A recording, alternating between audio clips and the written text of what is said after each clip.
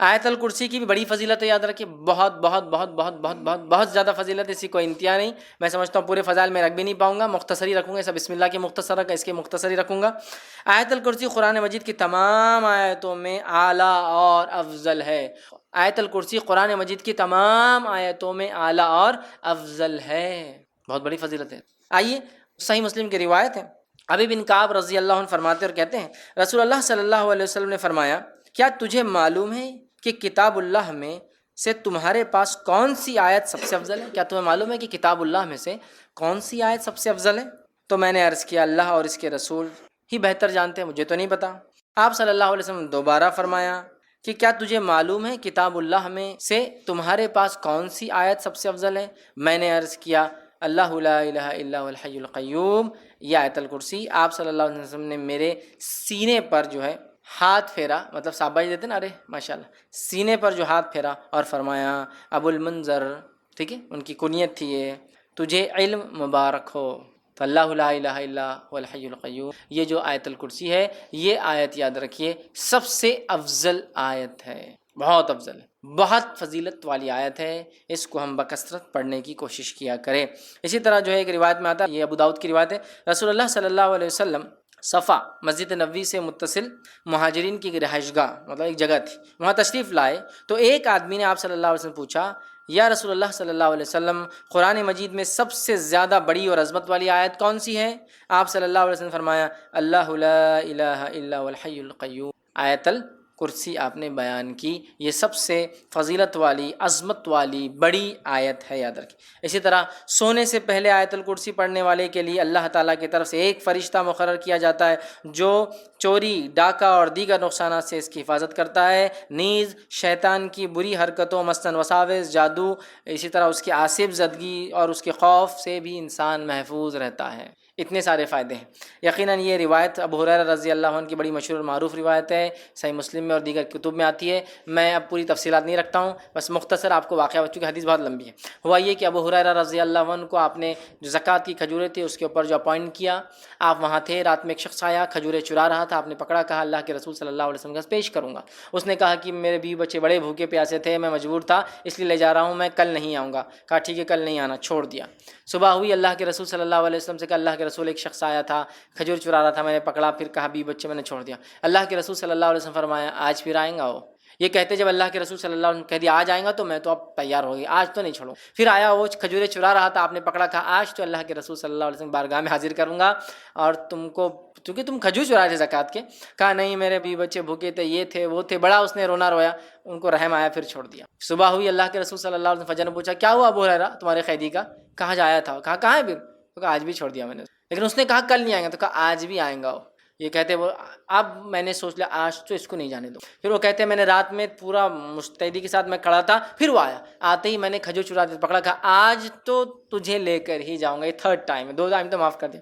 کہا ٹھیک ہے تم مجھے چھوڑ دو، میں تمہیں ایک ایسی خیر کی بات بتاؤں گا جس دعا کو تم اگر رات پڑھ لو سونے سے پہلے تو ایک فرشتہ صبح تک تمہاری حفاظت کریں گا۔ اب چونکہ صحابہ خیر کے متلاشی اور خیر کے بہت زیادہ وہ تھے، حریص تھے، کہا اچھا خیر کا کوئی چیز دے رہا ہے رات میں پڑھنے سے فرشتہ؟ کہا ٹھیک ہے بولو چھوڑ دوں گا۔ تو کہا اگر تم آیت الکرسی پڑھ لو تو ایک فرشتہ تمہارے شیطان سے صبح تک حفاظت کریں گا۔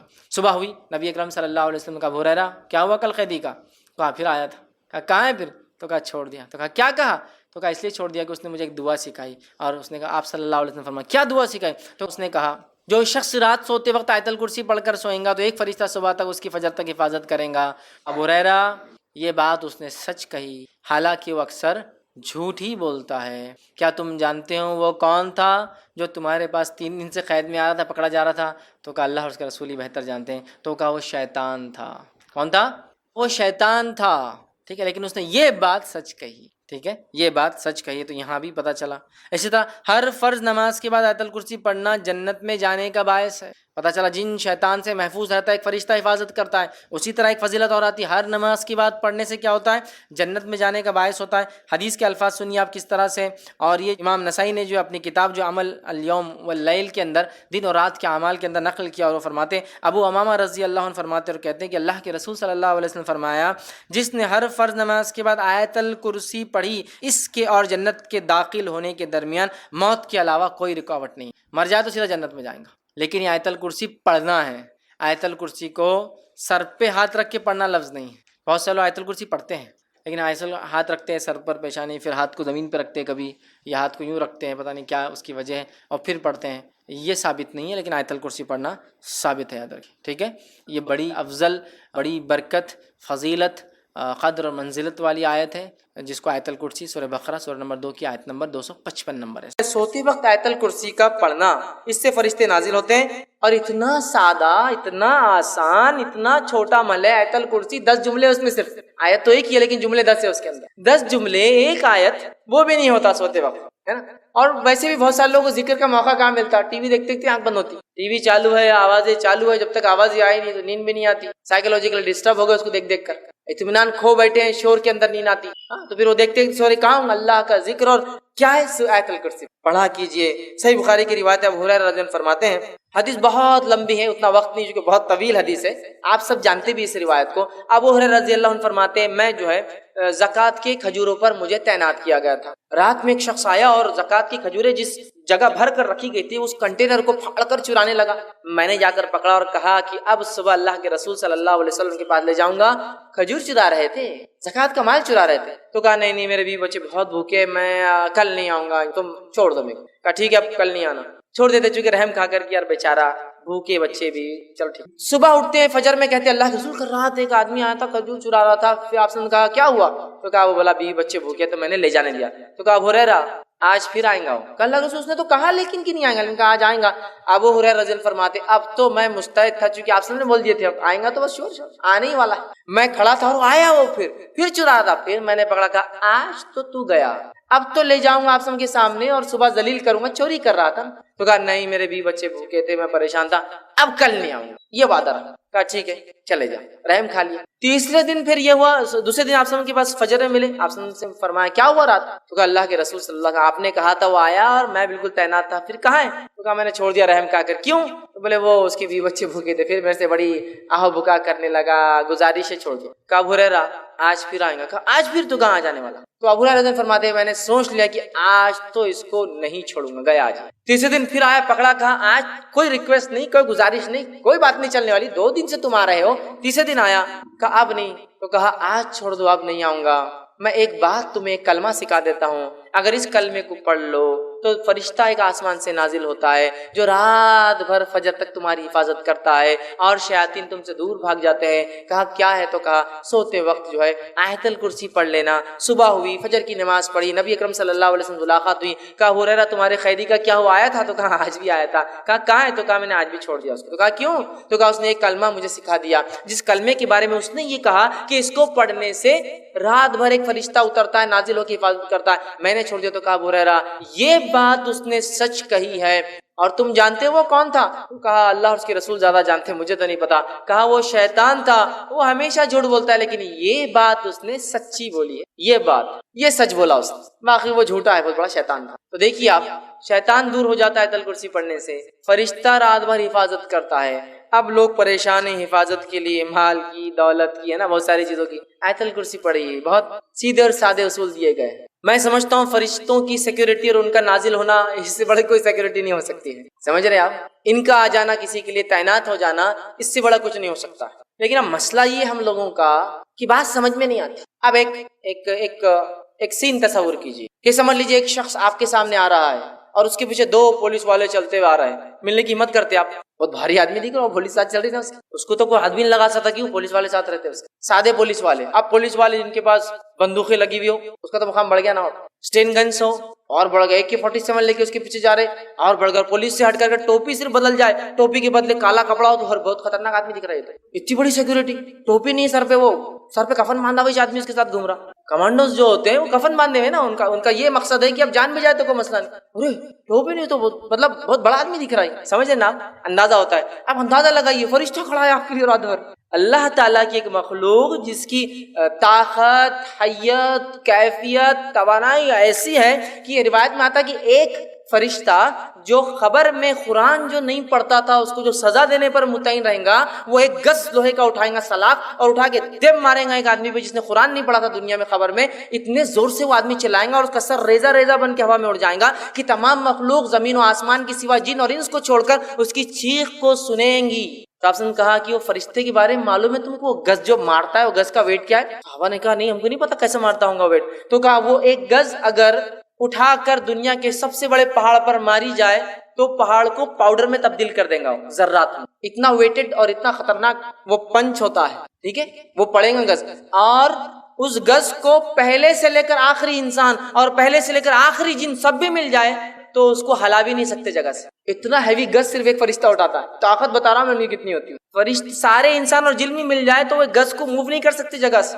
جو وہ اٹھا کر ماریں گا اس کو قیامت تک. قرآن نہیں پڑھنے والے کا میں نے اس لیے کہا نا، دنیا میں بیڑا غرق، خبر میں بیڑا غرق، آخرت میں بیڑا غرق. اور بہت سے لوگوں قرآن سے بڑی عجیب دشمنی پال رکھی ہے انہوں نے، ایسی عجیب دشمنی کہ قرآن پڑھنے کے بدلے کاٹے کھڑے ہوتے ہیں ان کی آنکھ، اور شیطان کے بدلے اعوذ باللہ من الشیطان پڑھے تو یہ بھاگ جاتا نکل کے. بھاگنا تو شیطان چاہیے نا، اعوذ باللہ یہ بھاگ جاتا نکل کے. کو قرآن پڑھے تو گمراہ ہو جاتے باہر.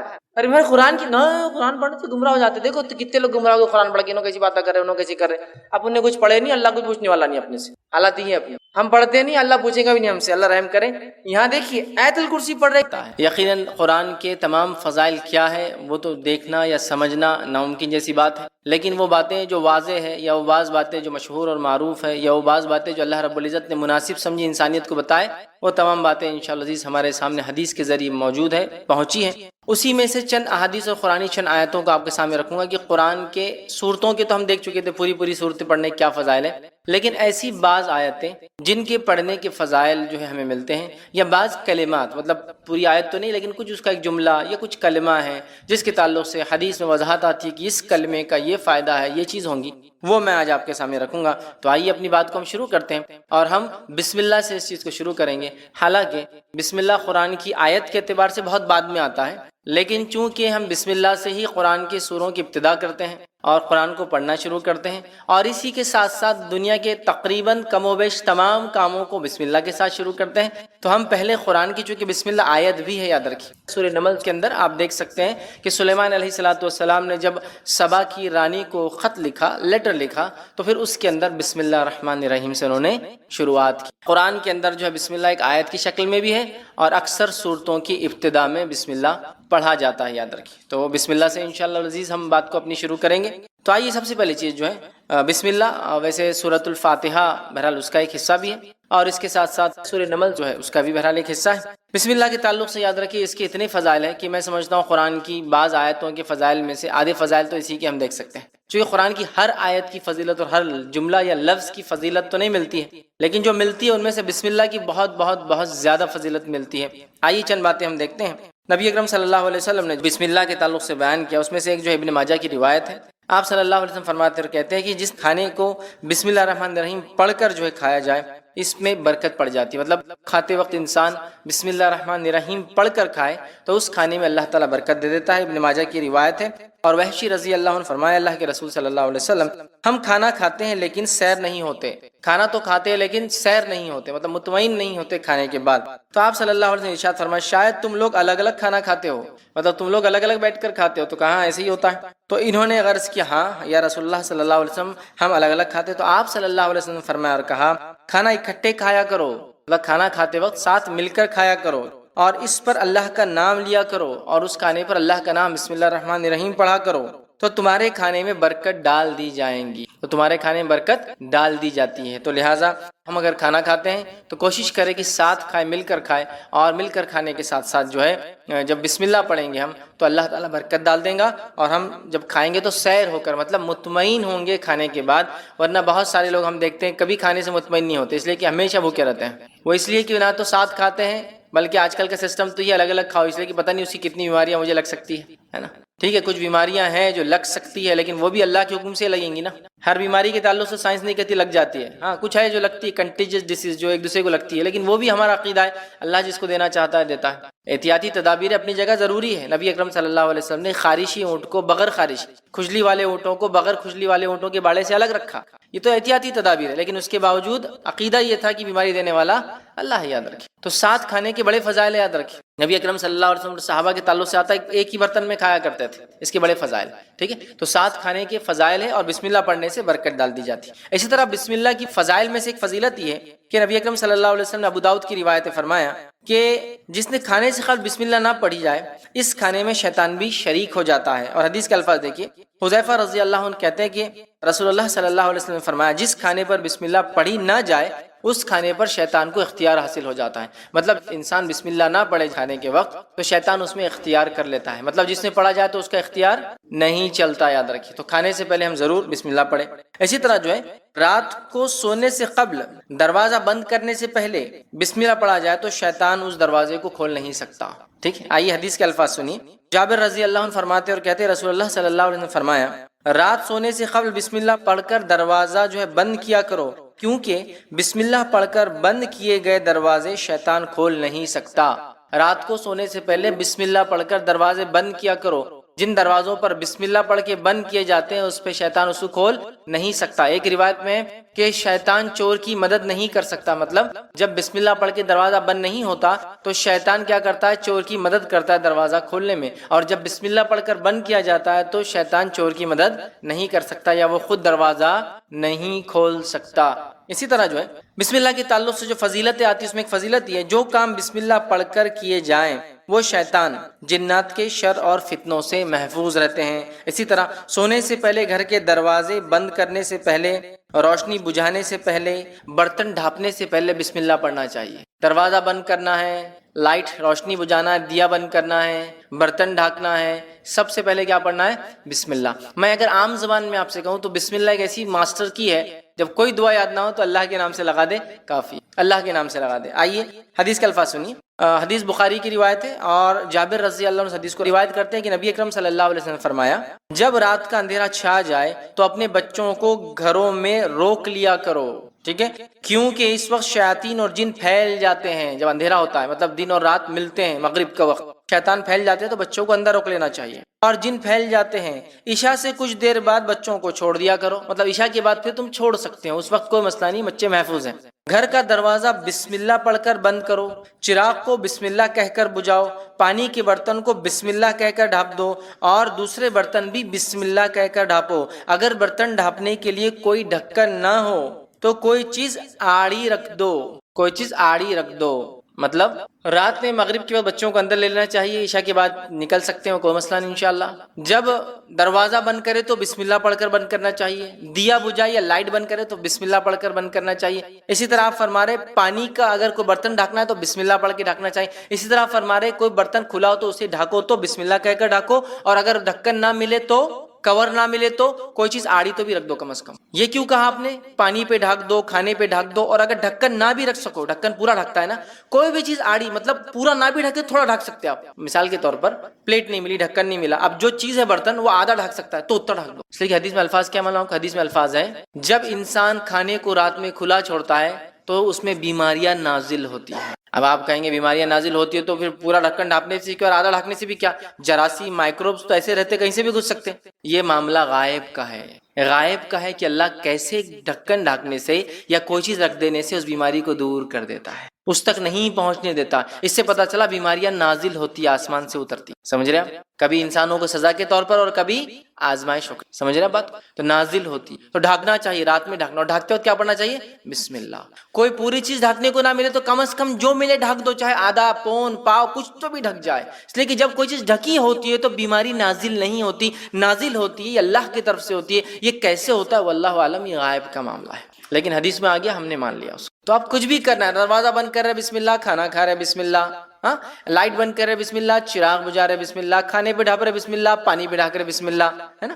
آپ دیکھیے، اور بسم اللہ اور بسم اللہ الرحمن الرحیم دونوں بھی پڑھ سکتے، کوئی مسئلہ نہیں، مطلب یاد رکھ، بسم اللہ کہہ کر بھی کر سکتے، بسم اللہ الرحمن الرحیم بھی پڑھ سکتے، علماء کے دونوں اقوال ہیں اس معاملے میں، مطلب اس سمجھ جو علماء کی دونوں ہے کہ دونوں بھی کیا جا سکتا ہے، چونکہ اکثر بسم اللہ آتا ہے تو کچھ نے کہا صرف بسم اللہ پڑھنا ہے، اور کچھ نے کہا بسم اللہ آتا ہے مطلب بسم اللہ الرحمن الرحیم پورا پڑھنا ہے، جیسا قل اللہ احد پڑھ لیا کرو، مطلب قل اللہ احد اللہ الصمد لم یلد ولم یولد ولم یکن لہ کفوا احد، پورا سورہ مراد ہے۔ گھر سے نکلتے وقت بسم اللہ پڑھنے والے کی رہنمائی کی جاتی ہے، گھر سے نکلتے وقت بسم اللہ پڑھنے والے سے شیطان الگ ہو جاتا ہے۔ گھر سے نکل رہے تو بھی کیا پڑھ کے نکلیں گے؟ بسم اللہ۔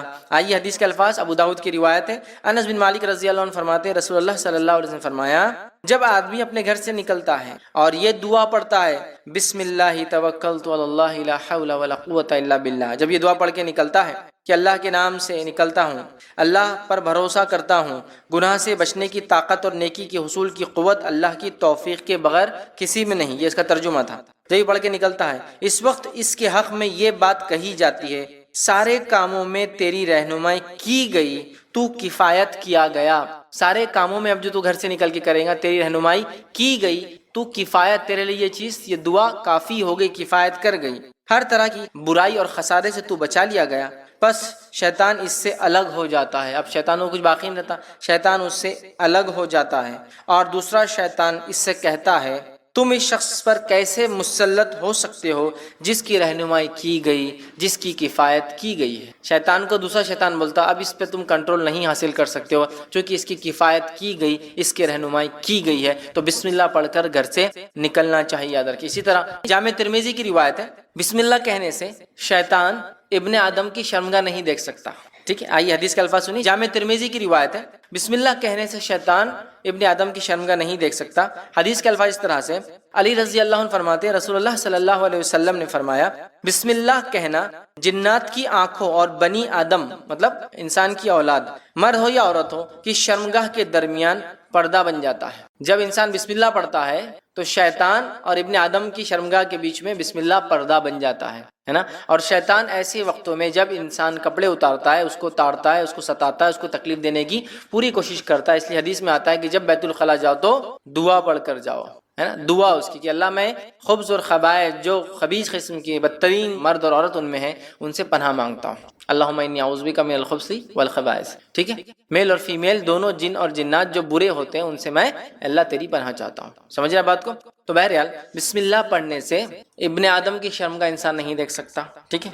بسم اللہ پڑھنے سے انسان شیطان کے حملے سے محفوظ ہو جاتا ہے۔ آئیے مسلم کی روایت ہے، جابر بن عبداللہ رضی اللہ عنہ اس کے راوی فرماتے ہیں رسول اللہ صلی اللہ علیہ وسلم نے فرمایا، اور آپ نے فرماتے ہوئے سنا کہ آدمی اپنے گھر میں داخل ہونے سے پہلے اور کھانا کھانے سے پہلے اللہ عز و جل کا نام لیتا ہے، مطلب بسم اللہ الرحمن الرحیم پڑھتا ہے، تو شیطان اپنے ساتھیوں سے کہتا ہے یہاں تمہارے لیے ٹھکانہ ہے نہ کھانا ہے۔ جب آدمی گھر میں جا رہا ہے، بسم اللہ پڑھ کے جا رہا ہے، بسم اللہ پڑھ کے کھا رہا ہے، شیطان بولتا ہے نہ آج رہنے کی جگہ ہے، نہ آج یہاں کھانے کی جگہ ہے تمہارے، اپنے ساتھیوں کو بولتا ہے۔ اور جب آدمی اللہ کا نام لیے بغیر داخل ہوتا ہے تو شیطان کہتا ہے تمہارے لیے رہنے کی جگہ ہو گئی ہے۔ اور جب آدمی کھانا کھاتے وقت بسم اللہ نہیں کہتا تو شیطان کہتا تمہارے لیے کھانے کا انتظام بھی ہو گیا ہے۔ سمجھ رہا؟ تو انسان اگر کھانا کھاتے بسم اللہ نہ پڑھے، شیطان بولتا کھانے کا انتظام ہو گیا۔ بسم اللہ پڑھ کر گھر میں نہ داخل ہو تو شیطان کہتا رہنے کا انتظام ہو گیا۔ بسم اللہ پڑھ کے داخل تو لیکن کھاتے وقت نہ پڑھے تو کہتا ہے آج رہنے کا نہیں ہوا لیکن کھانے کا ہو گیا۔ بسم اللہ پڑھ کے داخل تو ہوا انسان لیکن کھانا کھاتے نہیں پڑا تو کہتا کھانے کا ہو گیا، رہنے کا نہیں ہوا۔ مطلب بسم اللہ کھانے سے پہلے، دروازہ بند کرنے سے پہلے، اٹھنے سے پہلے، کپڑے بدلنے سے پہلے، یا آدمی کپڑے اتار رہا ہے اس وقت بسم اللہ کہنا چاہیے، تو شیطان دیکھ نہیں سکتا، انسان شیطان سے مکمل محفوظ رہتا ہے۔ اسی طرح ہم بستری سے قبل بسم اللہ پڑھنے والے میاں بیوی کی اولاد شیطان کے شر سے محفوظ رہتی ہے۔ اور نبی اکرم صلی اللہ علیہ وسلم فرماتے ہیں، صحیح بخاری اور صحیح مسلم کی روایت، آپ نے فرمایا رکھا، عبداللہ بن عباس رضی اللہ عنہ اس کے راوی فرماتے ہیں رسول اللہ صلی اللہ علیہ وسلم فرمایا جب لوگوں میں سے کوئی اپنی بیوی کے پاس آنے کا ارادہ کرے تو یوں کہے بسم اللہ اللہم جنبنا الشیطان و جنب الشیطان ما رزقتنا، وہ یوں کہے جس کا ترجمہ ہے اللہ کے نام سے اے اللہ ہمیں شیطان سے دور رکھ اور اس اولاد سے بھی شیطان کو دور رکھ جو تو ہمیں عطا فرمائے۔ بس اگر اس نے ہم بستری کے دوران اس کی قسمت میں اولاد لکھی تھی، مطلب اس ہم بستری سے اگر اس کی قسمت میں اولاد لکھی تھی تو آپ فرماتے تو شیطان اسے کبھی ضر نہیں پہنچائیں گا، نقصان نہیں پہنچائیں گا۔ تو دعا ہمیں سکھا دی، تو ہم بستری سے پہلے، دروازہ کھولنے سے پہلے، دروازہ بند کرنے سے پہلے، کھانے سے پہلے، چراغ بجھانے سے پہلے، لائٹ بند کرنے سے پہلے، لباس بدلنے سے پہلے، اسی طرح حدیث میں آتا ہے وضو سے پہلے بسم اللہ پڑھو، اس لیے کہ اس کا وضو نہیں جس نے بسم اللہ نہیں پڑھا، مطلب بہت ضروری، بڑا اہم ہے۔ وہاں بسم اللہ آ گیا تو گویا بسم اللہ قرآن سے پہلے ہم بسم اللہ پڑھتے اللہ کے نام سے، گویا ہر کام کو اللہ رب العزت کے نام سے ہمیں شروع کرنا چاہیے، اس کی بڑی فضیلت ہے، یاد رکھیے، ٹھیک ہے۔ اسی طرح جو ہے ناگہانی آفت، اللہ ایسی چیز جو ایکسپیکٹ نہیں کیے تھے آپ نے، کوئی آفت آ گئی پر بسم اللہ پڑھی جائے تو اللہ سکینت نازل فرما دیتا ہے۔ اس لیے میں نے کہا بسم اللہ ماسٹر کی ہے، ایک ایسی دعا ہے کہ کچھ نہ آئے تو یہ کر لیجیے آپ، ٹھیک۔ آئیے الفاظ سنیے، یہ جو ہے سنن نسائی کی روایت ہے، اور جابر بن عبداللہ رضی اللہ عنہ کے راوی فرماتے ہیں کہ غزوہ احد کے روز نبی اکرم صلی اللہ علیہ وسلم جو ہے 12 انصاریوں کے ساتھ الگ تھلگ رہ گئے تھے، اس میں طلحہ بن عبید اللہ رضی اللہ عنہ بھی شامل تھے۔ مشرکوں نے ان کا گھیراؤ کر لیا، آپ صلی اللہ علیہ وسلم ان کی طرف پلٹتے ہوئے فرمایا ان لوگوں سے کون نپٹیں گا؟ حضرت طلحہ رضی اللہ عنہ نے عرض کیا کہ میں ان سے نپٹوں گا، چنانچہ طلحہ رضی اللہ عنہ نے تنہا 11 آدمیوں کے برابر قتال کیا، مطلب 11 آدمیوں سے انہوں نے اکیلے لڑا، ٹھیک ہے، اور قتال کیا، حتیٰ کہ آپ کے ہاتھ پر مشرک کی تلوار کی ایسی ضرب لگی، مطلب وہ لڑتے لڑتے ایک مشرک نے ایسی تلوار ماری کہ طلحہ رضی اللہ عنہ کی انگلیاں کٹ گئی، جس ہاتھ میں تلوار تھی وہ انگلیاں کٹ گئی، اور ان کے منہ سے سی کی آواز، انگلیاں کٹ گئی تو آواز نکلی، آدمی تکلیف سے، تو سی کی آواز نکلی۔ رسول اللہ صلی اللہ علیہ وسلم نے ارشاد فرمایا، اگر تو بسم اللہ کہتا، اگر تو سی کے بدلے اللہ کا ذکر کرتا، بسم اللہ کہتا، تو فرشتے تجھے اوپر اٹھا لیتے حتیٰ کہ یہ لوگ بھی دیکھتے، ٹھیک ہے۔ اس کے بعد اللہ تعالیٰ نے مشرکوں کو ناکام کر دیا۔ تو آپ نے ان کی اس تکلیف پہ فرمایا کہ اگر تو اس تکلیف کی آواز میں کی جگہ بسم اللہ پڑھ لیتا تو فرشتے تجھے اٹھا لیتے اور سارے لوگ دیکھ سکتے۔ تکلیف، مصیبت، پریشانی ہے نا، انگلیاں کٹ گئی، ایسی تکلیف آئی جس کا ایکسپیکٹیشن نہیں تھا، تکلیف نہیں تو بسم اللہ، بچہ گرا آپ کا بسم اللہ، آپ گر گئے بسم اللہ، ہر جگہ، ہر، اس لیے ماسٹر کی ہے، مطلب ایسی چابی جس سے ہر دروازہ کھلتا ہے نا، ویسی دعا ہے، ہر چیز کچھ مصیبت، پریشانی، مشکل، کوئی کام شروع کرنا ہے، کوئی کام ختم کرنا ہے، کوئی چیز کھل رہی ہے، کوئی چیز بند ہو رہی ہے، ہر جگہ بسم اللہ، اللہ کے نام سے، چونکہ اللہ کا نام بے انتہا با برکت ہے، جس کی کوئی انتہا، کوئی لمٹ نہیں، لمٹ لیس جو اس کے نام میں برکت ہے، ٹھیک ہے۔ تو اس کو ہم اپنا معمول بنا لے، بسم اللہ بسم اللہ بسم اللہ کہنے کی ایک عادت ڈالے، یاد رکھ، ٹھیک ہے۔ تو بسم اللہ کے ویسے بڑے بڑے فضائل ہیں، میں نے یہاں کچھ ہی رکھے، یاد رکھیے، اور بھی ہے، وقت نہیں کہ میں ساری چیزوں کو بسم اللہ کی اور کیا کیا فضائل آتے رکھوں، لیکن میں سمجھتا ہوں بہت ساری رکھ دیا۔ بسم اللہ کی اہمیت پتہ چل گئی، بسم اللہ بڑی اہم چیز ہے۔ بہت سارے لوگ پوچھتے ہیں کیا ہم دوا کھائے تو بھی بسم اللہ پڑھیں، اس لیے کہ بسم اللہ سے تو برکت آ جاتی ہے، تو بہت سے لوگ بسم اللہ نہیں پڑھ کے دوا کھاتے ہیں، تو نہیں، بسم اللہ پڑھ کے تو بیماری میں برکت آ جائیں گی، لیکن اگر تھوڑا عقل سے بھی سوچے، عقل سے بھی سوچے تو دوا بیماری کے لیے کھاتے یا شفا کے لیے کھاتے ہیں؟ شفا کے لیے، تو برکت دوا میں آئیں گی یا بیماری میں آئیں گی؟ دوا میں آئیں گی، لیکن کیسا لوگ پتہ نہیں، بہت سے لوگ میں جانتا ہوں، بلکہ اکثر لوگ بولتے ہیں دوا کھاتے ہو بسم اللہ نہیں پڑھنا، اس لیے کہ اس سے برکت آ جاتی تو بیماری میں برکت آ جائیں گی۔ ارے میرے بھائی، دوا تم بیماری کے لیے کھا رہے ہو، لیکن دوا بیماری کو ہٹانے کے لیے کھا رہے ہو، تو دوا میں برکت آئیں گی یا بیماری میں؟ دوا میں۔ تو پتہ نہیں لوگ اتنے انتہائی پیدل کیسے ہوتے ہیں اور ایسی کیسی بے خفیاں کرتے ہیں، اور شریعت میں اپنے دماغ ہر چیز کھاؤ تو بسم اللہ، ہر چیز پیو تو بسم اللہ، تو دوا بھی کھاتے ہو تو بیماری کے اگینسٹ کھاتے ہو، بیماری کے رد میں کھاتے ہو، بیماری ختم کرنے کھاتے ہو، تو بیماری میں کیسے برکت ہوں گی؟ دوا میں جب بسم اللہ پڑھا جائے گا تو دوا میں اللہ شفا میں برکت دیں گا، بیماری کو ختم کریں گا۔ عجیب و غریب لوگ کرتے ہیں، تو بہرحال دوا کھاتے وقت بھی بسم اللہ پڑھنا، سمجھا؟ اس لیے کہ اللہ کا نام بے انتہا بابرکت ہے، اور ہو سکتا ہے بڑی معمولی دوا بھی اللہ کے نام سے کھائی جائے تو انسان شفایاب ہو جائے، چونکہ رب کا نام لیا، اور بڑی بھاری دوا بھی کھا لے، رب کا نام نہ لیا تو شفا نہ نصیب ہو، کبھی ہوتا ہے ایسا، ٹھیک ہے۔ بسم اللہ کو اپنا ہم معمول بنا لے ہر کام سے پہلے۔ جب بڑوں کو بچے بسم اللہ پڑھتے ہوئے دیکھیں گے تو انشاءاللہ وہ بھی اس کے عادی ہو جائیں گے۔ چلیے آگے بڑھتے ہیں، دوسرے جو ہے آیت کی طرف چلتے ہیں، کہ دوسری وہ آیت جس کی فضیلت ہے وہ ہے سورہ بقرہ سورہ نمبر 2 کی آیت نمبر 156 کا ایک حصہ، جس میں اللہ نے فرمایا انا للہ و انا الیہ راجعون۔ پوری تفصیلات بہرحال آپ جانتے ہیں۔ اللہ رب العزت قرآن کے اندر جو ہے یہ بڑی مشہور اور معروف آیت ہے، 155 156 157 سورہ بقرہ کی، ٹھیک ہے۔ اس میں وبشر الصابرین، اور اللہ فرماتا ہے صبر کرنے والوں کو بشارت دے دو، الذین اذا اصابتهم مصیبۃ قالوا انا للہ و انا الیہ راجعون، کہ ان لوگوں کو خوشخبری سنا دو جب ان پہ کوئی مصیبت یا پریشانی آتی ہے تو وہ کیا کہتے ہیں؟ ہم اللہ کی طرف سے آئے ہیں اور اللہ کی طرف لوٹ کر ہمیں جانا ہے۔ اولئک علیہم صلوات من ربہم ورحمہ، انہی کے لیے اپنے رب کے طرف سے جو ہے صلوات ہے، درود ہے، اور ان کے لیے فضل ہے اور رحم ہے، واولئک هم المهتدون، اور یہی لوگ ہدایت یافتہ ہیں۔ تو انا للہ و انا الیہ راجعون کی بڑی بڑی فضیلت ہے۔ یہ ہر چیز کے گمنے پر، ہر چیز کے کھونے پر، کسی چیز کے چلے جانے پر، کسی چیز کے نہ ملنے پر، ایسی چیز جس سے انسان کو ایسا نقصان ہو، کسی نقصان کے لیے یہ تمام چیزوں کے لیے پڑھی جاتی ہے۔ یہ کوئی پرٹیکولر دعا نہیں کہ کوئی مر جائے تو اس کو پڑھا جائے، اس لیے کہ ہوتا ہے ہمارے پاس، ہمارے ہندوستان کے ماحول میں ہم دیکھتے ہیں علم کی کمی کی بنیاد پر لوگ صرف کوئی مرتا ہے تو یہ جملہ پڑھتے ہیں انا للہ و انا الیہ راجعون، اس کے علاوہ یہ جملہ کبھی پڑھا نہیں جاتا ہے نا۔ اور اگر کوئی بولے کہ وہ صاحب بیمار ہو گئے اور بولے انا للہ و انا الیہ راجعون، تو بولتے پاگل ہو گئے کیا، مرا تھوڑی ابھی وہ زندہ ہے، تم تو یار ابھی سے وہ کر رہے، تم تو وارث بھی نہیں ہے، تم کو کیا فائدہ ہو رہا اس کے مرنے سے؟ ارے بھائی، صحت چلی گئی، بیماری آ گئی، چونکہ صحت چلی گئی، انا للہ و انا الیہ راجعون، چیز گم گئی، انا للہ و انا الیہ راجعون، چیز نہیں مل رہی، انا للہ و انا الیہ راجعون، کوئی نقصان ہوگا، انا للہ و انا الیہ راجعون، ہم اللہ کی طرف سے آئے ہیں اور ہمیں لوٹ کر اللہ کی طرف ہی جانا ہے۔ سمجھ رہے ہیں آپ؟ یہ بڑی اہم چیز ہے، بہت اہم چیز، لیکن ہم اتنی معمولی چیز کو نہیں سمجھ پاتے۔ اللہ ہم پہ رحم کرے۔ انا للہ و انا الیہ راجعون کا اپنا معمول بنا لیں۔ کوئی مصیبت، کوئی پریشانی، کوئی بیماری، کوئی تکلیف، کوئی چیز کھونا، کوئی چیز گمنا، کوئی چیز نہ ملنا، سب پہ پڑی ہے انا للہ و انا الیہ راجعون۔ کہ تو اللہ نے کہا اور فرمایا وبشر الصابرین، صبر کرنے والے کو بشارت دے دو۔ اب جن جن چیزوں پر صبر ہوتا ہے ان چیزوں پر انا للہ و انا الیہ راجعون پڑھا جا سکتا ہے۔ صبر کرنے والوں کو بشارت دے دو کہ یہ کیا کرتے ہیں، الذین اذا اصابتهم مصیبت، جب ان پہ کوئی مصیبت پریشانی آتی ہے تو کہتے ہیں انا للہ و انا الیہ راجعون۔ یہ نہیں کہا جب ان کے گھر میں کوئی موت ہوتی ہے تو کہتے ہیں انا للہ و انا الیہ راجعون۔ کوئی مصیبت، کوئی پریشانی آئی تو کیا پڑھی ہے،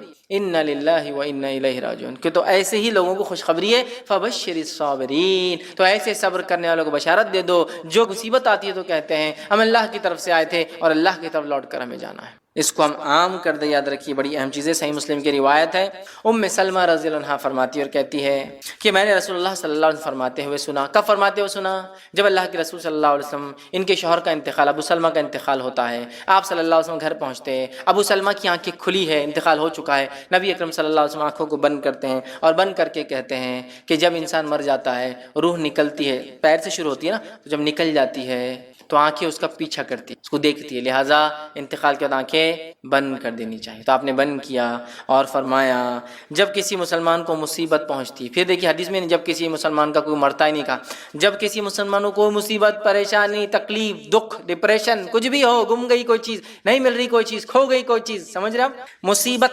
پہنچتی ہے اور وہ اللہ عز و جل کے حکم کردہ کلمات، وہ اللہ عز و جل کی حکم کردہ جس کا حکم اللہ نے دیا فبشر الصابرین، صبر کرنے والوں کو بشارت دے دو، ٹھیک ہے، الذین اذا اصابتهم مصیبت، جب ان پہ کوئی مصیبت آتی ہے تو کیا کرتے ہیں انا للہ و انا الیہ راجعون۔ کوئی مصیبت پہنچتی ہے تو اللہ عز و جل کے حکم کردہ کلمات کو ادا کرتا ہے، انا للہ و انا الیہ راجعون، یہ کلمات ادا کرتا ہے اور پھر کہتا ہے اللہم اجرنی فی مصیبتی واخلف لی خیرا منہا، اے اللہ جو مصیبت مجھ پر آئی ہے اس کا مجھے بہترین بدلہ عطا فرما، بہترین بدل عطا فرما۔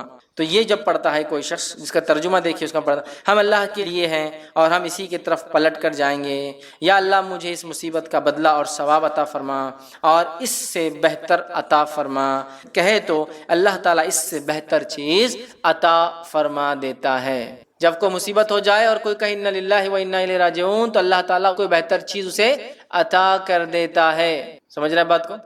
اب ام سلمہ رضی اللہ عنہ فرماتی، آگے اس حدیث کے اندر اور اس میں وضاحت نہیں، دوسرے واقعے میں آتا ہے، انہوں نے یہ کلمات پڑھے، انہوں نے یہ کلمات پڑھ لی جب اللہ کے رسول صلی اللہ علیہ وسلم کہتے ہوئے سنا، ٹھیک ہے، اور پھر کہتی جب میرے شوہر کے انتقال ہونے کے بعد میں نے عدت گزار لی تب مجھے نبی اکرم صلی اللہ علیہ وسلم کا پیغام آ گیا اور انہوں نے ان کے شوہر کے انتقال پر پڑھا تھا انا للہ و انا الیہ راجعون، اے اللہ اس مصیبت کا مجھے بدلہ اور اس سے اچھا بدلہ عطا فرما۔ اب وہ انتظار کر رہی تھی اس سے اچھا کیا ملے گا ابو سلمہ سے۔ ابو سلمہ جو ہے ان کی بڑے فضائل، یاد رکھیے بہت جلیل القدر صحابہ میں سے ہے اور یہ سب سے پہلے ہجرت کرنے والے لوگوں میں سے، بدری صحابہ میں سے۔ اب یہ سوچ رہی تھی اس سے اچھا کیا ہو سکتا ہے دنیا میں شوہر کے اعتبار سے، تو اللہ کے رسول صلی اللہ علیہ وسلم کا پیغام آیا جس سے اچھا کچھ بھی نہیں ہو سکتا ہے نا، جس سے اچھا کچھ بھی نہیں ہو سکتا ہے۔ پھر انہی کا ایک واقعہ ہے، اب نکاح ہو گیا اللہ کے رسول صلی اللہ علیہ وسلم سے، ایک مرتبہ خیال آیا، ابو سلمہ بھی مسلمان، بڑے جلیل القدر صحابی، اللہ کے رسول صلی اللہ علیہ وسلم تو نبی،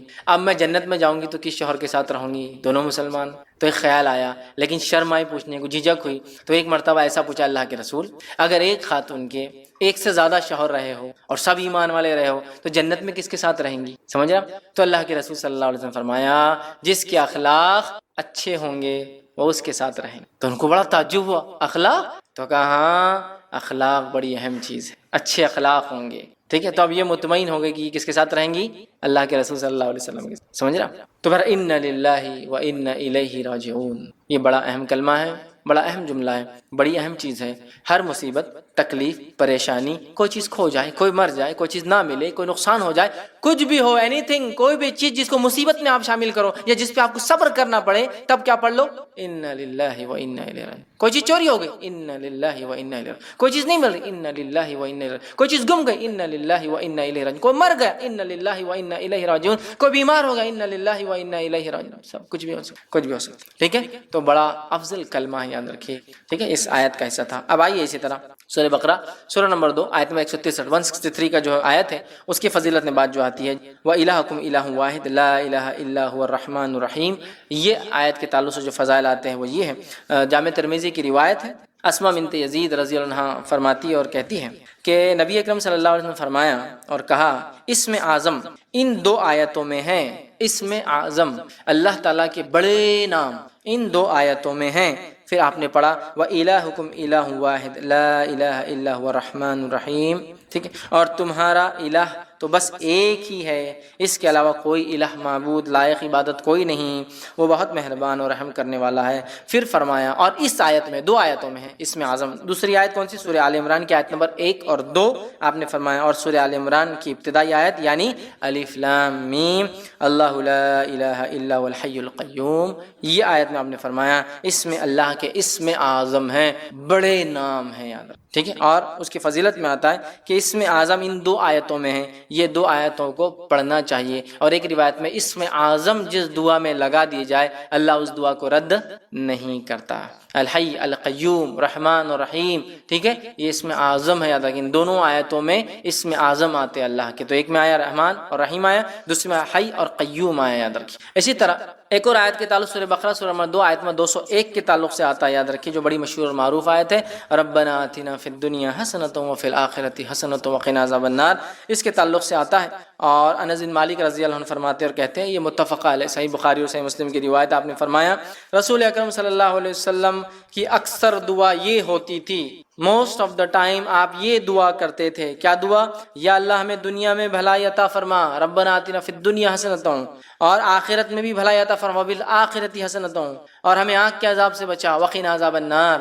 اکثر دعا نبی اکرم صلی اللہ علیہ وسلم کی یہ ہوا کرتی، ہمیں بھی چاہیے کہ ہم بہت زیادہ کثرت سے اس دعا کو کریں جس دعا کو ہمارے نبی جو ہے کثرت سے کیا کرتے تھے، ربنا آتنا فی الدنیا حسنۃ وفی الآخرۃ حسنۃ وقنا عذاب النار، دنیا کی خیر علم و عمل کے اعتبار سے، آخرت کی خیر جنت کے اعتبار سے، جہنم سے نجات، آگ کے عذاب سے نجات، تو یہ بڑی اہم دعا ہے، یاد رکھیے۔ اسی طرح سورہ بقرہ سورہ نمبر 2 آیت نمبر 255 آیت الکرسی جس کو ہم کہتے ہیں، آیت الکرسی آپ نے بیان کی، یہ سب سے فضیلت والی عظمت والی بڑی آیت ہے، یاد رکھیے۔ اسی طرح سونے سے پہلے آیت الکرسی پڑھنے والے کے لیے اللہ تعالیٰ کی طرف سے ایک فرشتہ مقرر کیا جاتا ہے جو چوری، ڈاکہ اور دیگر نقصانات سے اس کی حفاظت کرتا ہے، نیز شیطان کی بری حرکتوں مثلاً وساوس، جادو، اسی طرح اس کی آصف زدگی اور اس کے خوف سے بھی انسان محفوظ رہتا ہے۔ اتنے سارے فائدے ہیں۔ یقیناً یہ روایت ابو ہریرہ رضی اللہ عنہ کی بڑی مشہور اور معروف روایت ہے، صحیح مسلم میں اور دیگر کتب میں آتی ہے، میں اب پوری تفصیلات نہیں رکھتا ہوں، بس مختصر آپ کو واقعہ، چونکہ حدیث بہت لمبی ہے۔ ہوا یہ کہ ابو ہریرہ رضی اللہ عنہ کو آپ نے جو زکوٰۃ کی کھجوریں تھی اس کے اوپر جو اپوائنٹ کیا، آپ وہاں تھے، رات میں ایک شخص آیا کھجوریں چرا رہا تھا، آپ نے پکڑا، کہا اللہ کے رسول صلی اللہ علیہ وسلم کے پاس پیش کروں گا۔ اس نے کہا کہ میرے بیوی بچے بڑے بھوکے پیاسے تھے، میں مجبور تھا اس لیے لے جا رہا ہوں، میں کل نہیں آؤں گا۔ کہا ٹھیک ہے کل نہیں آنا، چھوڑ دیا۔ صبح ہوئی، اللہ کے رسول صلی اللہ علیہ وسلم سے کہا اللہ کے رسول ایک شخص آیا تھا کھجور چرا رہا تھا، میں نے پکڑا، پھر کہا بیوی بچے میں نے چھوڑ دیا۔ اللہ کے رسول صلی اللہ علیہ وسلم فرمایا آج پھر آئیں گا وہ، یہ کہتے جب اللہ کے رسول صلی اللہ علیہ وسلم کہہ دیا آج آئیں گا تو میں تو اب تیار ہو گئی، آج تو نہیں چھوڑوں۔ پھر آیا وہ کھجوریں چرا رہا تھا، آپ نے پکڑا، کہا آج تو اللہ کے رسول صلی اللہ علیہ وسلم بارگاہ میں حاضر کروں گا اور تم کو، چونکہ تم کھجور چرائے تھے زکوٰۃ کے۔ کہا نہیں میرے بیوی بچے بھوکے تھے، یہ تھے وہ تھے، بڑا اس نے رونا رویا، ان کو رحم آیا، پھر چھوڑ دیا۔ صبح ہوئی، اللہ کے رسول صلی اللہ علیہ وسلم فجر میں پوچھا کیا ہوا ابو ہریرہ تمہارے قیدی کا؟ کہاں جایا تھا؟ کہا کہاں ہے؟ تو کہا آج بھی چھوڑ دیا میں نے اس کو، لیکن اس نے کہا کل نہیں آئیں گا، تو کہا آج بھی آئیں گا وہ۔ یہ کہتے وہ اب میں نے سوچ لیا آج تو اس کو نہیں جانے دوں۔ پھر وہ کہتے میں نے رات میں پورا مستعدی کے ساتھ میں کھڑا تھا، پھر وہ آیا، آتے ہی میں نے کھجور چرا پکڑا، کہا آج تو تجھے لے کر ہی جاؤں گا، یہ تھرڈ ٹائم ہے، 2 ٹائم تو معاف کر دیا۔ کہا ٹھیک ہے تم مجھے چھوڑ دو، میں تمہیں ایک ایسی خیر کی بات بتاؤں گا جس دعا کو تم اگر رات پڑھ لو سونے سے پہلے تو ایک فرشتہ صبح تک تمہاری حفاظت کرے گا۔ اب چونکہ صحابہ خیر کے متلاشی اور خیر کے بہت زیادہ وہ تھے، حریص تھے، کہا اچھا خیر کا کوئی چیز دے رہا ہے رات میں پڑھنے سے فرشتہ؟ کہا ٹھیک ہے بولو چھوڑ دوں گا۔ تو کہا اگر تم آیت الکرسی پڑھ لو تو ایک فرشتہ تمہارے شیطان سے صبح تک حفاظت کرے گا۔ صبح ہوئی، نبی اکرم صلی اللہ علیہ وسلم کا ابو ہریرہ کیا ہوا کل قیدی کا؟ کہا پھر آیا تھا۔ کہا کہاں ہے پھر؟ تو کہا چھوڑ دیا۔ تو کہا کیا کہا؟ تو کہا اس لیے چھوڑ دیا کہ اس نے مجھے ایک دعا سکھائی، اور اس نے کہا آپ صلی اللہ علیہ وسلم فرمایا کیا دعا سکھائی؟ تو اس نے کہا جو شخص رات سوتے وقت آیت الکرسی پڑھ کر سوئیں گا تو ایک فرشتہ صبح تک اس کی فجر تک حفاظت کرے گا۔ ابو ہریرہ یہ بات اس نے سچ کہی، حالانکہ وہ اکثر جھوٹ ہی بولتا ہے۔ کیا تم جانتے ہو وہ کون تھا؟ جو تمہارے پاس 3 دن سے قید میں آ رہا تھا، پکڑا جا رہا تھا؟ تو کہا اللہ اور اس کا رسول ہی بہتر جانتے ہیں. تو کہا وہ شیطان تھا. کون تھا؟ وہ شیطان تھا. ٹھیک ہے، لیکن اس نے یہ بات سچ، ٹھیک ہے، یہ بات سچ کہی. تو یہاں بھی پتہ چلا. اسی طرح ہر فرض نماز کے بعد آیت الکرسی پڑھنا جنت میں جانے کا باعث ہے. پتہ چلا جن شیطان سے محفوظ رہتا ہے ایک فرشتہ حفاظت کرتا ہے. اسی طرح ایک فضیلت اور آتی ہے، ہر نماز کے بعد پڑھنے سے کیا ہوتا ہے؟ جنت میں جانے کا باعث ہوتا ہے. حدیث کے الفاظ سنیے آپ کس طرح سے. اور یہ امام نسائی نے جو اپنی کتاب جو عمل اليوم واللیل کے اندر دن اور رات کے اعمال کے اندر نقل کیا، اور وہ فرماتے ہیں، ابو امامہ رضی اللہ عنہ فرماتے اور کہتے ہیں کہ اللہ کے رسول صلی اللہ علیہ وسلم فرمایا، جس نے ہر فرض نماز کے بعد آیت الکرسی پڑھی، اس کے اور جنت کے داخل ہونے کے درمیان موت کے علاوہ کوئی رکاوٹ نہیں ہے. مر جائے تو سیدھا جنت میں جائیں گا. لیکن یہ آیت الکرسی پڑھنا ہے. آیت الکرسی کو سر پہ ہاتھ رکھ کے پڑھنا لفظ نہیں. بہت سے لوگ آیت الکرسی پڑھتے ہیں لیکن ہاتھ رکھتے ہیں سر پر، پیشانی، پھر ہاتھ کو زمین پہ رکھتے ہیں کبھی، یا ہاتھ کو یوں رکھتے ہیں، پتہ نہیں کیا اس کی وجہ ہے، اور پھر پڑھتے ہیں. یہ ثابت نہیں ہے، لیکن آیت الکرسی پڑھنا ثابت ہے. یاد رکھیں، ٹھیک ہے. یہ بڑی افضل، بڑی برکت، فضیلت، قدر اور منزلت والی آیت ہے، جس کو آیت الکرسی سورہ بقرہ سورہ نمبر 2 کی آیت نمبر 255 نمبر ہے اس کا. چلیے آگے بڑھتے ہیں. اسی طرح وہ آیت جس کی فضیلت ثابت ہے اس میں ہے سورہ بقرہ سورہ نمبر 2 کی آیت نمبر 285 اور 286، 285 and 286. یاد رکھیں، اس کی بڑی فضیلت ثابت ہے. بڑی فضیلت. ایک فضیلت اس کی تو یہ ثابت ہے کہ نبی اکرم صلی اللہ علیہ وسلم جب آسمانی سفر آپ کو کرایا گیا، جس کو ہم کیا کہتے ہیں؟ معراج. تو معراج میں آپ کو جو تحفے ملے، ان تحفوں میں سے ایک تحفہ تھا نماز 5 وقت کی، دوسرا تحفہ تھا یہ 2 آیتیں اللہ کے رسول صلی اللہ علیہ وسلم کو سیدھے دی گئی بغیر فرشتوں کے. یہ 2 آیتیں وہاں ملی تھی آپ کو. کہاں؟ معراج. ٹھیک. بہرحال سورۃ البقرہ کی آخری 2 آیتوں کی فضیلت یاد رکھیے. رات سونے سے پہلے سورہ بقرہ کی آخری 2 آیتیں پڑھنے والا ہر آفت سے محفوظ رہتا ہے. ہر آفت سے محفوظ رہتا ہے. بخاری کی روایت ہے. ابو مسعود رضی اللہ عنہ فرماتے اور کہتے ہیں، نبی اکرم صلی اللہ علیہ وسلم فرمایا، جس نے رات کے وقت سونے سے پہلے سورۃ البقرہ کی آخری 2 آیتیں پڑھ لی، وہ اس کے لیے کافی ہوں گی، وہ اس کے لیے کافی ہو جائیں گے. دوسری روایت میں فرمایا آپ نے، سورہ بقرہ کی آخری 2 آیتیں جادو کا اثر ختم کرنے کی زبردست تاثیر رکھتی ہے.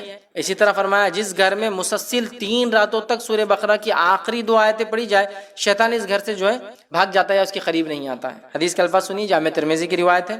نعمان بن بشیر رضی اللہ عنہ فرماتے ہیں، رسول اللہ صلی اللہ علیہ وسلم فرمایا، اللہ تعالیٰ نے زمین و آسمان کی تخلیق سے 2000 سال پہلے ایک کتاب لکھی اور اس میں سے 2 آیت اتاری جس پر سورہ بقرہ ختم ہوتی ہے. اگر یہ آیت مسلسل 3 رات تک پڑھی جائے تو شیطان اس گھر کے قریب بھی نہیں بھٹکیں گا. 3 رات تک مسلسل پڑھی جائے، ٹھیک ہے، 3 رات تک مسلسل اگر یہ آیتیں پڑھی جائے تو شیطان گھر کے قریب بھی نہیں بھٹکیں گا. آمن الرسول بما انزل الیہ من ربہ والمؤمنون کل آمن باللہ وملائکتہ وکتبہ ورسلہ.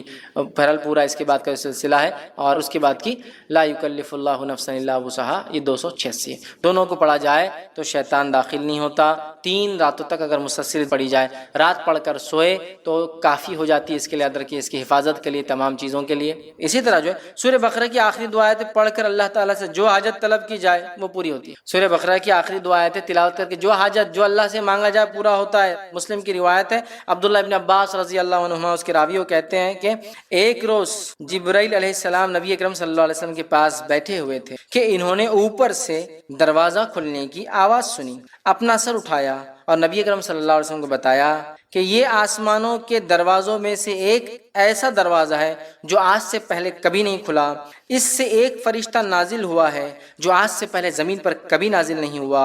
اس نے آپ صلی اللہ علیہ وسلم کی خدمت میں سلام عرض کیا ہے اور کہا ہے آپ صلی اللہ علیہ وسلم کو 2 نور مبارک ہو، 2 نور مبارک ہو. یہ خوشخبری دی اس نے.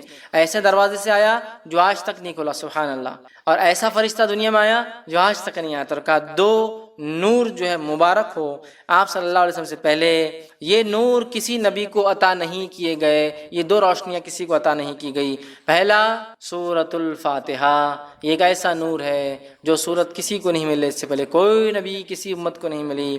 اور دوسرا فرمایا سورہ بقرہ کی آخری 2 آیتیں، جو شخص یہ 2 آیتیں پڑھے گا اسے اس کی مانگی ہوئی چیز ضرور دی جائیں گی. سبحان اللہ، کتنی بڑی فضیلت ہے. یہ صرف 2 آیتوں اور سورۃ الفاتحہ کی خوشخبری دینے ایک ایسا فرشتہ اور ایک ایسے دروازے سے آیا جو اس سے پہلے کبھی نہیں ہوا تھا، صرف بولنے کے لیے آیا، مطلب یہ تو اتر چکی تھی آیتیں، صرف بتانے انفارمیشن دینے آیا، مطلب اللہ نے خالی ان 2 ایک سورہ فاتحہ اور ان 2 آیتوں کی انفارمیشن دینے ایک فرشتہ ایسے دروازے سے آیا جو کبھی نہیں کھلا اور پہلی بار دنیا میں صرف یہ بولنے۔ دیکھیے آپ کتنی اہم چیز ہے نا، تو اس کو اپنا معمول بنا لے، اپنے اذکار میں شامل کر لے ہم لوگ یہ 2 آیتوں کو، اور جو پھر مانگا جاتا ہے ان کے پڑھنے کے بعد اللہ تعالیٰ وہ رد نہیں کرتا۔ نبی اکرم صلی اللہ علیہ وسلم بھی جو ہے اس کو بہت کثرت سے پڑھا کرتے تھے۔ چلیے آگے بڑھتے ہیں اور دیکھتے ہیں فضیلت جو ہے سورہ آل عمران سورہ نمبر 3 آیت نمبر 2 کی۔ اللہ لا الہ الا هو الحی القیوم، جامع ترمذی کی روایت ہے، اللہ کے رسول صلی اللہ علیہ وسلم فرمایا اس میں اعظم ہے اللہ کے، نا جو ہم پہلے دیکھ چکے ہیں، اس میں اللہ کے اس میں اعظم ہے، ٹھیک ہے۔ اسی طرح جو ہے بخاری کی روایت ہے ان فی خلق السماوات والارض واختلاف اللیل والنہار، جو کہ سورہ آل عمران سورہ نمبر 3 کی آیت نمبر 190 سے لے کر 200 تک، 190 to 200، نبی اکرم صلی اللہ علیہ وسلم ان آیتوں کو رات میں تہجد کے جب اٹھتے تو اٹھنے کے بعد فوراً گھر سے باہر نکلتے اور آسمان کی طرف دیکھ کر ان آیتوں کو پڑھتے، ان فی خلق السماوات والارض واختلاف اللیل والنہار لآیات لأولی الالباب الذین یذکرون اللہ قیاما وقعودا وعلی جنوبہم، اور آگے چلتے جاتا ہے، سلسلہ چلتے جاتا ہے حتیٰ کہ آیت نمبر 200 تک، سورہ آل عمران کے خاتمے تک آپ اس کو پڑھتے آسمان کی طرف دیکھ کر، یاد رکھیں، ٹھیک، بخاری کی روایت ہے، یاد رکھیں، آسمان کی طرف دیکھ کر آپ ان آیتوں کو پڑھتے۔ عبداللہ ابن عباس رضی اللہ عنہ اس کے راوی کہتے ہیں میں اللہ کے رسول صلی اللہ علیہ وسلم کے ساتھ ایک رات سویا تھا، آپ رات تہجد کے لیے اٹھے، اٹھتے ہی آپ باہر نکلے، آسمان کی طرف دیکھا اور ان آیتوں کو آپ نے تلاوت کیا۔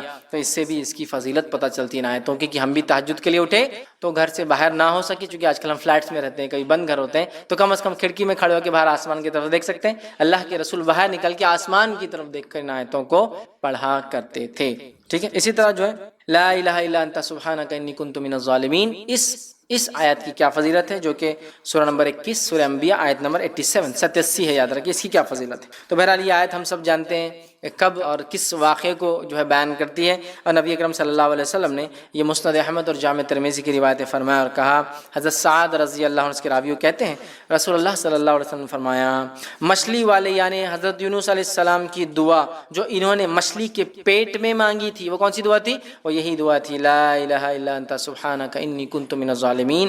آپ نے فرمایا پیٹ میں مانگی تھی، تیرے جو ہے سوا کوئی الہ نہیں، لا الہ الا انت، جس کا ترجمہ تیرے سوا کوئی الہ نہیں، تو ہر خطا سے پاک ہے، میں ظالموں میں سے ہوں، کے واسطے سے جب بھی کوئی مسلمان دعا کرتا ہے اللہ تعالیٰ اسے قبول فرما۔ جب بھی کوئی آدمی ان جملوں کے ساتھ دعا کرتا ہے، لا الہ الا انت سبحانک انی کنت من الظالمین، اور پھر کوئی دعا کرتا ہے اللہ تعالیٰ اس دعا کو قبول فرما لیتا ہے۔ اس کو عام زبان میں لوگ جو ہے بہت سارے ناموں سے اس آیت کو جلالی آیت، کمالی آیت اور پتہ نہیں کیا کیا اس کو نام دیتے ہیں، اور اس کے لیے مجلسیں سجائی جاتی ہے نا، لوگ جمع ہوتے ہیں اور 1.25 لاکھ مرتبہ اس کو لا الہ الا انت سبحانہ پڑھا جاتا ہے، پھر پڑھ کر ایصال بخش دیا جاتا ہے وغیرہ۔ یہ تمام چیزیں ثابت نہیں، اپنی زندگی میں اپنے زبان سے الفاظ ادا کیجئے اور اللہ سے دعا کیجئے۔ یاد رکھیے مرنے کے بعد ایصال کرنا، ایسا بیٹھ کر ان آیتوں کو پڑھ کے مجلس سجانا، یہ سنت سے بہرحال ثابت نہیں، ہاں یہ ثابت ہے لیکن یہ تمام چیزیں ثابت نہیں ہیں، ٹھیک ہے۔